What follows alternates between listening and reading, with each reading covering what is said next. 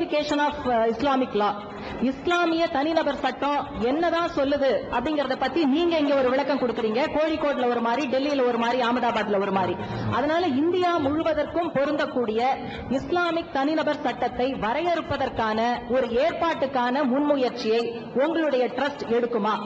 அதாவது முதலாவது அவங்களுடைய ஒரு மனக்குறை, அது கேள்வின்னு கூட சொல்ல முடியாது. இந்த சமுதாயத்தின் மீது உள்ள ஒரு ஆதங்கத்தில் ஒரு தங்களுடைய மனக்குறையை வெளிப்படுத்தியிருக்கிறாங்க. அதாவது இஸ்லாமிய சட்டம் என்பது கேரளாவில் உள்ளவங்க அவங்க ஒரு மாதிரியா சொல்றாங்க, தமிழ்நாட்டில் இவங்க ஒரு மாதிரியா சொல்றாங்க, இந்த மௌலவி இப்படி சொல்றாரு, அந்த மௌலவி அவர் ஒரு மாதிரியா சொல்றாரு.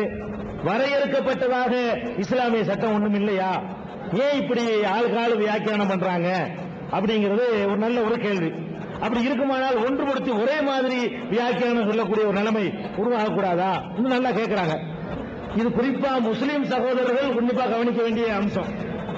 அதான் இஸ்லாத்தை பொறுத்த வரைக்கும் திருக்குரான் கடவுளுடைய வேதம்னு நாங்க நம்புறோம்.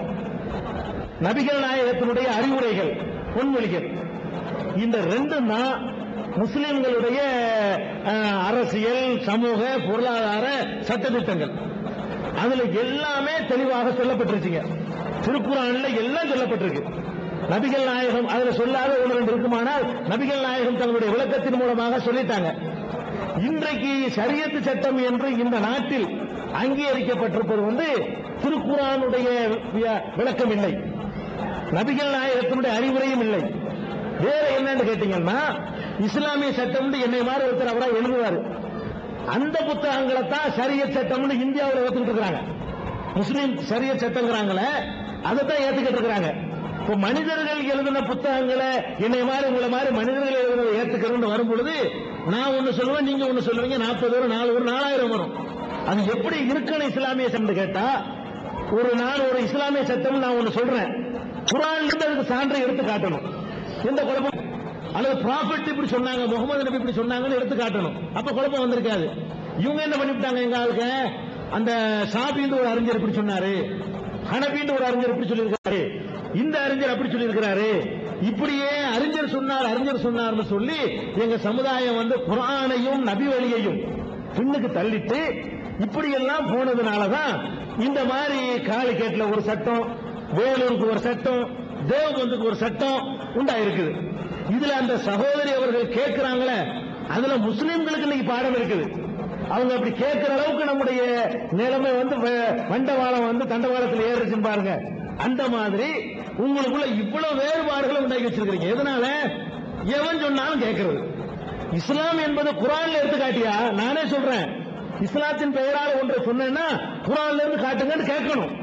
நாங்க இந்த முயற்சியில, எந்த முயற்சியில, அறிஞர்கள் சொன்னார்கள், மூலவிகள் சொன்னார்கள், முல்லாக்கள் சொன்னார்கள் என்பதிலிருந்து இந்த மக்களை மீட்டெடுத்து குர்ஆனில் இருந்து சொன்னதை மட்டும் கேளுங்கள், நபிகள் நாயகம் சொன்னதை மட்டும் கேளுங்கள் என்று 15 ஆண்டு காலமாக நாங்கள் இந்த இயக்கம் நடத்தி பிரச்சாரம் பண்ணிட்டு இருக்கிறோம். பல லட்சக்கணக்கான மக்களை இதன் கீழ் ஒன்று திரட்டி இருக்கிறோம். இந்த மாதிரி பிரச்சாரம் பண்ணுவதற்காக எங்க சமுதாய மக்கள்னாலே நான் வெட்டப்பட்டேன். இதே மாதிரி ஒரு மேடையில் வைத்து அது கழுத்துக்கு வந்தது கையோட போச்சுங்கிற மாதிரி அறுவாள மேடையில் வெட்டினாங்க. இதுக்காக வேண்டிய அதுக்கு பிறகும் நாங்கள் தைரியமாக எங்கள் மத்தியில இந்த மூட நம்பிக்கைகள் இருந்து விடுபட்டு குர்ஆன்ல இருந்து நபிகள் நாயகத்தினுடைய வழியிலிருந்து சிந்திப்பார்களே, ஆனால் இப்படி மோசமானவர்களாக இருக்க மாட்டார்கள் என்பதை, இவ்வளவு கொடுமைகள் நடக்காது என்பதற்காக வேண்டி 15 ஆண்டு காலமாக பல ஊர்களில் பள்ளிவாசலுக்குள்ளே வச்சு 2000 பேர் சேர்ந்து என்னை ஒரு ஆள் அடிச்சாங்க. லெப்புக்குடிக்காடுங்கிற ஊர்ல, மேலப்பாளையங்கிற ஊர்ல அதே மாதிரி பண்ணாங்க. நாகூர்ல தர்காவுக்கு முன்னாடி நின்று நாங்கள் பேசும் பொழுது டீப் லைட்டுகளால், அந்த சேர்களால் அடிக்கப்பட்டு முத்துப்பேட்டையில நாங்கள் தாக்கப்பட்டோம். 15 ஆண்டு காலத்தில் நாங்கள் தாக்குதலுக்கு உள்ளான எங்க சமுதாயத்தினால ஒரு 200க்கு மேல இருக்கும். அவ்வளவுக்கும் பிறகு இன்றைக்கு மக்களை தட்டி எழுப்பி பெரிய விழிப்புணர்ச்சியை இன்னைக்கு ஏற்பட்டிருக்குங்கிற மறுக்க முடியாது. இன்னும் அதற்காக எங்களை அர்ப்பணித்து சகோதரி அவர்கள் சொன்ன மாதிரி ஒரே மாதிரியான ஒரு குர்ஆன் சொல்லக்கூடிய சட்டத்தின் பக்கம், நபிகள் நாயகம் சொல்லக்கூடிய அந்த சட்டத்தின் பக்கம் எங்க சமுதாயத்தை திரட்டுவோம். அப்ப இந்த மாதிரி கேள்வி கேட்கக்கூடிய நிலைமை இருக்காது. இந்த கொடுமைகள் நடக்குதுங்கல்ல, அந்த அவ்வளவு கேள்விகள் இருக்காது. அந்த நிலைமையை உருவாக்க நாங்கள் முயற்சி பண்ணுவோம். ஒண்ணு.